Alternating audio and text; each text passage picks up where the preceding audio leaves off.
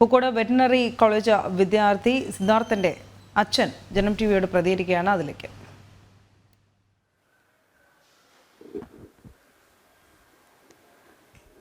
Anu, Pookode veterinary സർവകലാശാലയിൽ സിദ്ധാർത്ഥൻ മരിച്ച് മരണത്തിന് കീഴടങ്ങിയപ്പോൾ ദിവസങ്ങൾ പിന്നിട്ടിരിക്കുകയാണ്. അല്ലെങ്കിൽ ഒരു മാസത്തോടടുക്കുന്ന സാഹചര്യത്തിലാണ് കഴിഞ്ഞ ദിവസം മുഖ്യമന്ത്രി പിണറായി വിജയൻ ഇത്തരത്തിൽ ഈ ഒരു സംഭവം CBI അന്വേഷിക്കും, അന്വേഷണം ഏറ്റെടുക്കും എന്നൊക്കെയുള്ള കാര്യങ്ങളും തീരുമാനവും ഒക്കെ തന്നെ സർക്കാർ തലത്തിൽ നിന്ന് അറിയിച്ചത്. പക്ഷേ ആ അന്വേഷണം എഴിയുന്നുണ്ട്, അതിന്റെ നടപടികൾ എഴിയുന്നുണ്ട് എന്നുള്ളതാണ് വാസ്തവം. ഈ ഒരു സാഹചര്യത്തിൽ കൂടിയാണ് സിദ്ധാർത്ഥന്റെ പിതാവ് ജയപ്രകാശ് ജനം ടിവിയോട് പ്രതികരിക്കുന്നത്. അദ്ദേഹത്തോട് തന്നെ ചോദിച്ചറിയാം ഏത് സാഹചര്യത്തിലാണ് ഈ ഒരു അന്വേഷണം വൈകുന്നത്, ഒപ്പം തന്നെ എന്ത് നടപടികളിലേക്കാണ് ഇനി കുടുംബം കടക്കുക എന്നുള്ളത്. വെച്ചാൽ ഈ ഒരു സംഭവം കഴിഞ്ഞ് നടപടികളിലേക്ക് കടക്കുന്നു, സർക്കാർ അറിയിക്കുന്നു, CBI അന്വേഷണം പ്രഖ്യാപിക്കുന്നു, തെരഞ്ഞെടുപ്പ് അടുത്തിരിക്കുന്ന സാഹചര്യം. അപ്പോൾ ഇപ്പോൾ എന്താണ് സർക്കാർ പറയുന്നത്, എന്താണ് സർക്കാരിനോട് കുടുംബത്തിന് പറയാനുള്ളത്? അല്ല, ഇപ്പോൾ എന്താണ് സർക്കാർ പറയുന്നുള്ള കാര്യം എനിക്കറിയില്ല. കാരണം ഇപ്പോൾ സർക്കാർ ഒന്നും പറയുന്നില്ല.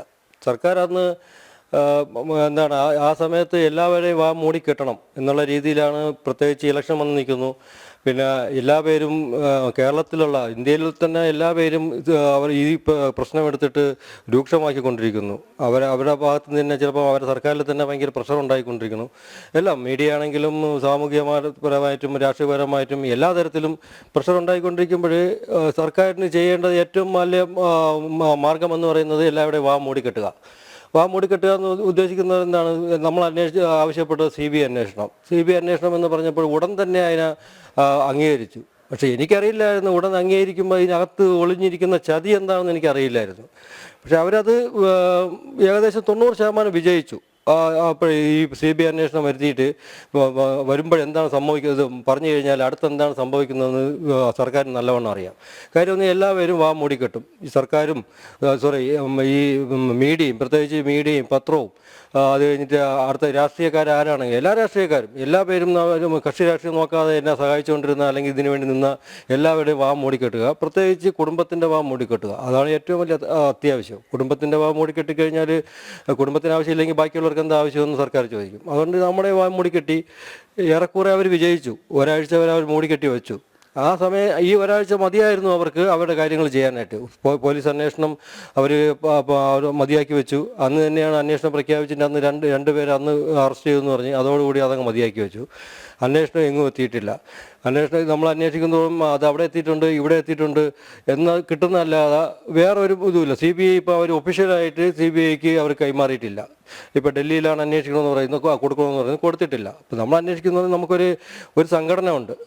എൻ്റെ സമുദായ സംഘടന KMS എന്നുള്ള സംഘടന ഉണ്ട്. ആ സംഘടനയിൽ ബഹുമാനപ്പെട്ട പ്രസിഡൻ്റുണ്ട് സുഭാഷ് ബോസ് സാറ്, പിന്നെ എല്ലാ ഭാരവാഹികളും അവരിതിന് വേണ്ടിയിട്ട് ഫോളോ ചെയ്തുകൊണ്ടിരിക്കുകയാണ്. അങ്ങനെയാണ് നമ്മൾ ഈ കുറച്ച് കാര്യങ്ങൾ അറിയുന്നത്. അല്ലാതെ നമുക്കിത് അറിയാനുള്ള യാതൊരു മാർഗവുമില്ല. അവരതിൽ മൂടി വെച്ച് കൊണ്ടുപോകുന്നു. എന്തിനാണ് മൂടി വയ്ക്കുന്നുള്ള കാര്യം ഇന്നത്തെ പത്രത്തിൽ കണ്ടപ്പോൾ മനസ്സിലായി കാണും. ഇന്നത്തെ പത്രത്തിൽ സസ്പെൻഡ് ചെയ്ത 33 പേരെ തിരിച്ചെടുത്തു. ആൻറ്റി റാഗിങ് സ്ക്വാഡ് കണ്ടുപിടിച്ച് കൊടുത്ത 33 പേരെയാണ് തിരിച്ചെടുത്തത്. അല്ല ഞാൻ പറഞ്ഞ 33 പേരോ അല്ലെങ്കിൽ പോലീസ് പറഞ്ഞ 33 പേരോ അല്ല.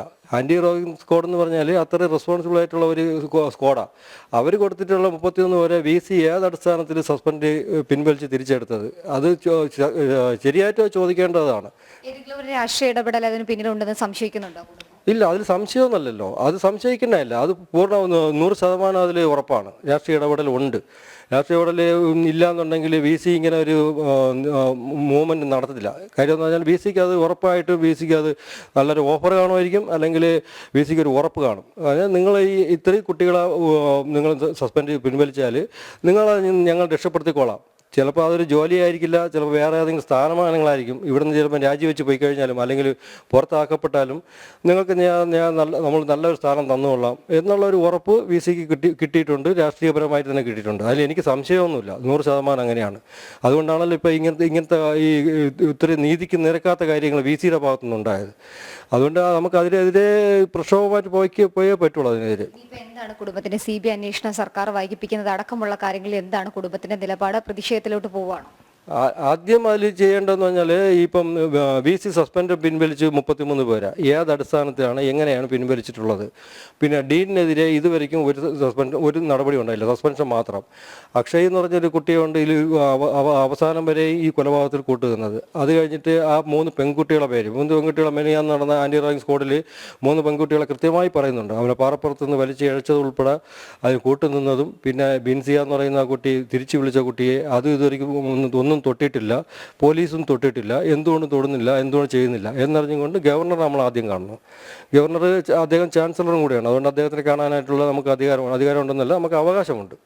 ആ അവകാശം നമ്മൾ നിയമപരമായിട്ട് തന്നെ ഉപയോഗിക്കും. അദ്ദേഹത്തിനെ കണ്ടിട്ട് നമ്മൾ അവലാതി പറഞ്ഞ് അദ്ദേഹത്തിനെ അറിയിക്കും, എന്തുകൊണ്ട് സാർ ഇങ്ങനെ സംഭവിക്കുന്നു, ഇതിൻ്റെ തെളിവുകളെല്ലാം നശിപ്പിച്ചുകൊണ്ടിരിക്കുന്നു എന്ന് അദ്ദേഹത്തിന് ഉടൻ തന്നെ അദ്ദേഹത്തിനെ കാണും. അത് കഴിഞ്ഞിട്ട് ഈ അന്വേഷണം വൈകിപ്പിക്കുന്നതിനെക്കുറിച്ച് അത് മുഖ്യമന്ത്രി എനിക്ക് ഉറപ്പ് തന്നത്. മുഖ്യമന്ത്രി ദൂതം മൊഴി തന്നതല്ല, അല്ലെങ്കിൽ ഒരു ഫോൺ വിളിച്ച് പറഞ്ഞതല്ല. ഞാൻ പോയി കണ്ടിട്ട് മുഖ്യമന്ത്രി പറഞ്ഞതാണ്, ഉറപ്പായിട്ടും നിങ്ങൾക്ക് ശരി CBI അന്വേഷണം വേണം എന്ന് പറഞ്ഞ് അരമണിക്കൂർ മുമ്പേ തന്നെ CBI അന്വേഷണം പ്രഖ്യാപിച്ചിട്ട് എൻ്റെ വാമൊഴി കെട്ടി. അതുകൊണ്ട് എനിക്കതിപ്പോൾ ചതിയെ മനസ്സിലായത് ഇപ്പോഴാണ്.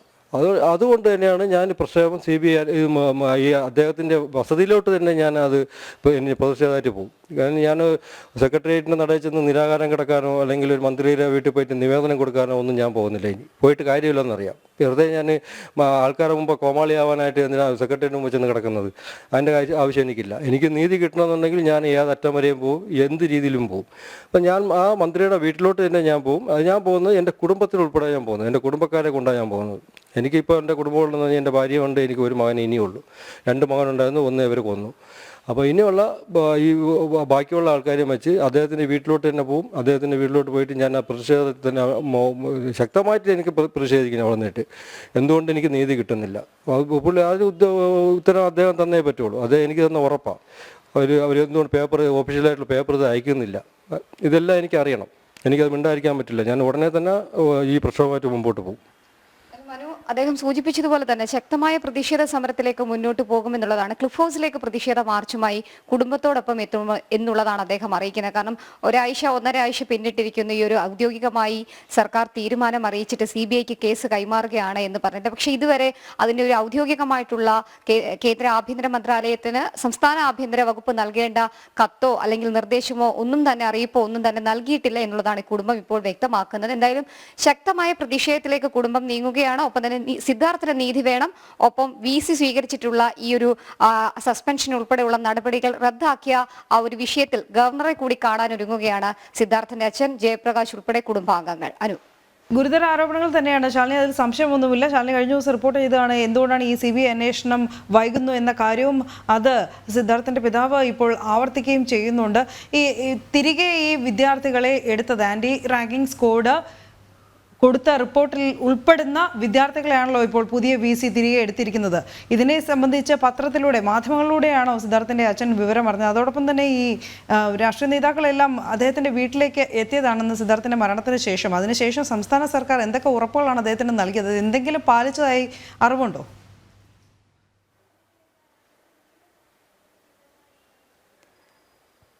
അനു സൂചിപ്പിച്ചതുപോലെ തന്നെ നമ്മൾ ഇന്നലെ ഈ വാർത്ത നൽകുമ്പോൾ നമ്മൾ കൃത്യമായി പറഞ്ഞിരുന്നു. അതിൽ മനസ്സിലായത്, നമ്മൾക്ക് സെക്രട്ടേറിയറ്റിൽ നിന്ന് ഉൾപ്പെടെ മനസ്സിലായത്, സംസ്ഥാന ആഭ്യന്തര വകുപ്പ് ഒരു കത്ത് കേന്ദ്ര ആഭ്യന്തര മന്ത്രാലയത്തിന് നൽകണം. അത് ട്രാൻസ്ലേഷൻ ചെയ്യാനുള്ള കാലതാമസമാണ് അങ്ങോട്ടേക്ക് ഈ കത്ത് കൈമാറുന്നതിൽ വൈകൽ ഉണ്ടാകുന്നത് എന്നുള്ളതാണ് സെക്രട്ടേറിയറ്റിൽ നിന്നൊക്കെ നമുക്ക് മനസ്സിലായത്.